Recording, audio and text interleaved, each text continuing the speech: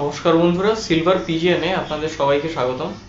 তো আজকে আমি চলে এসেছি একটা টিপস নিয়ে। অনেকেই আমাকে বলছে যে দাদা পায়রা 2 ঘন্টা 3 ঘন্টা উড়ছে তারপর নেমে যাচ্ছে। তো তাদের ক্ষেত্রে আমি একটা জিনিস বলে দিচ্ছি, সেই জিনিসটা যদি তারা করে তাহলে খুব ভালো পায়রারা উড়বে। তো সবার প্রথম আমি আমার বাড়ির বাচ্চা আমি আপনাদেরকে দেখিয়ে নিচ্ছি। এই রকম ধরনের পায়রাই কিন্তু আপনাদের কিনতে হবে। তো দেখুন আপনি পায়রাটা।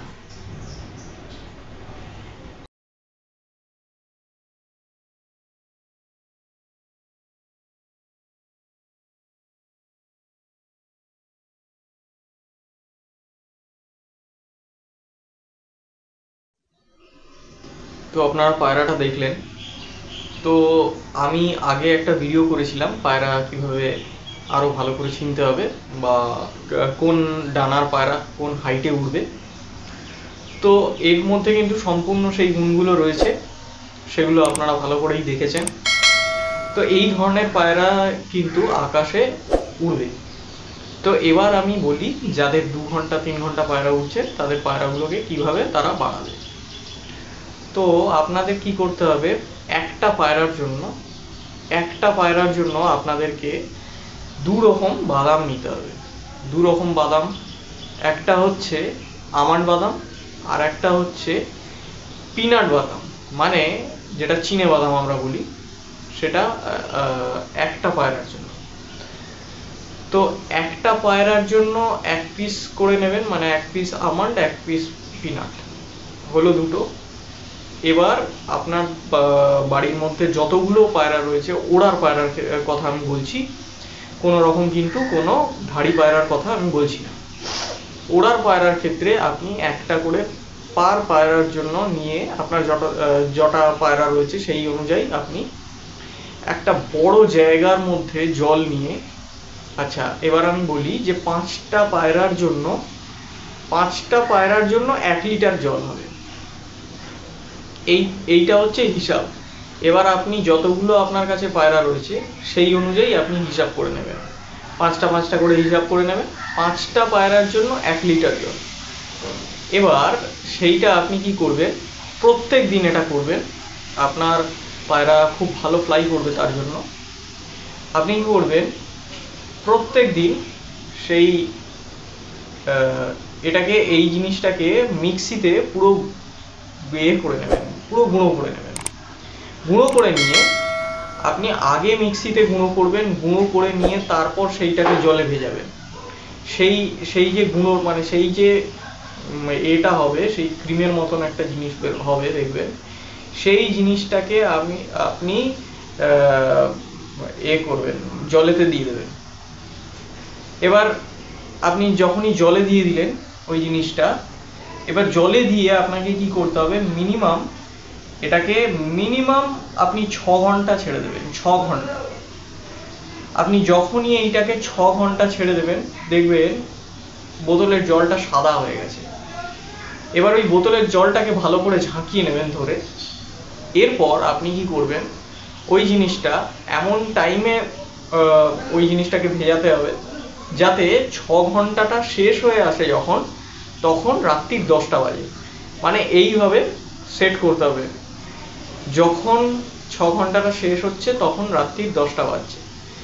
এবার এই রাত্রির 10টার সময় আমি আগেও অনেক ভিডিওতে বলেছি যে পায়রাকে জল খাওয়াতে হয়, নাহলে পায়রার গ্যাস হয়ে যায়। রাতে জল খাওয়ানোটা খুবই দরকার। তো রাতে যেরকম জল আপনি দেন, তার বদলে এই জলটাকে আপনি কি করবেন, 10 ml করে নেবেন, নিয়ে প্রত্যেকটা ওড়ার পায়রাকে আপনি দিয়ে দেবেন।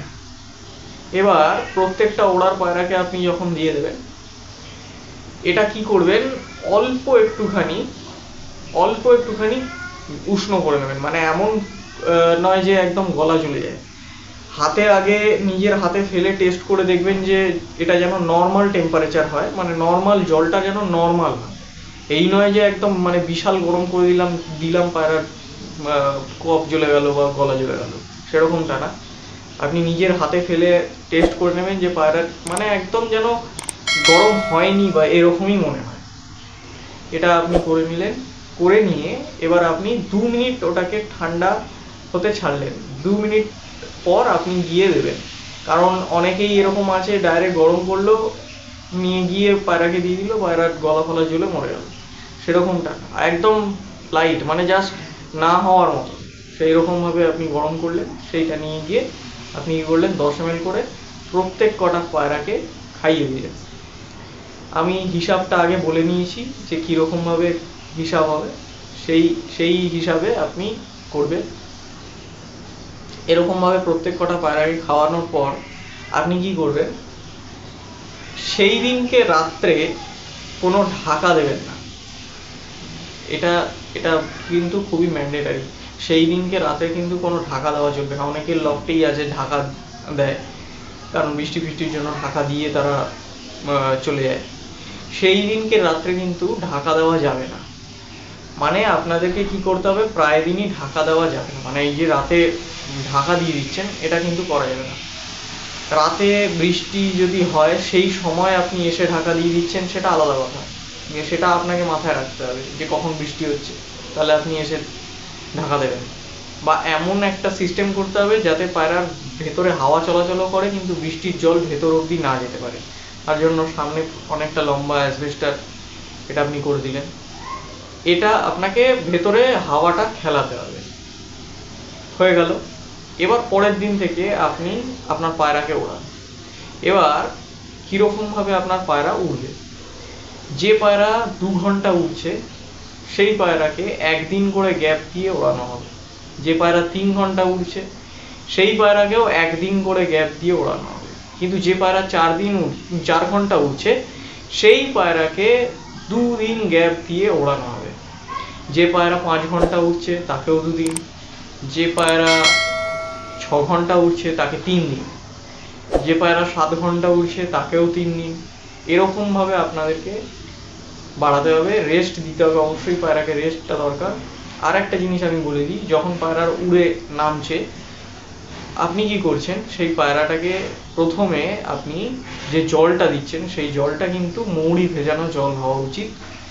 মৌরি ভিজিয়ে রাখবেন, সেই জলটা দেবেন। বা যদি আপনারা তা না করতে পারেন, অল্প একটুখানি ওআরএস দিয়ে দেবেন জলেতে।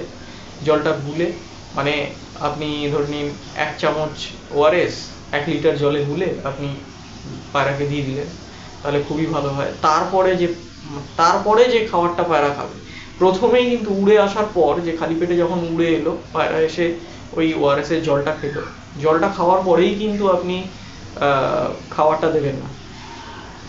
জলটা খেলো, জলটা খাওয়ার পর আপনি পায়রাকে 1 ঘন্টা ছাড়বেন।